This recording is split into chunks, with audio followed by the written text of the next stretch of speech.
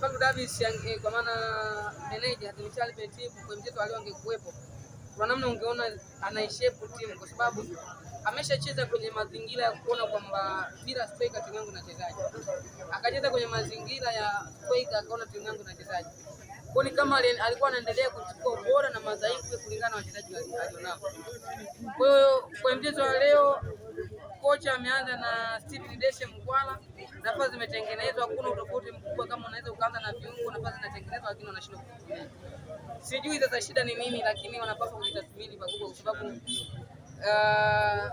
muda inawezekana wakawa wanaona ni mkubwa kujiandaa, lakini kama utakuwa unafanyia yale makosa ambayo uko nayo, basi inawezekana kwenye nafasi za ubingwa kaanza kujitoa taratibu, kwa sababu Yanga kama anashinda kwa mchezo wa leo ataanza kuweka game. Kwa hiyo mimi nafikiri kusema kwamba Simba ina wachezaji wa madaraja ya chini ndio kitu ambacho mimi nakataa, kwa sababu rudi kwa mchezaji mmoja mmoja, bado Simba ndio timu ya kwanza ambayo ina wachezaji bora. So why wako uwanjani wanaonekana wachezaji wa daraja la kawaida? Hapo ndio Simba anapaswa kujitathmini.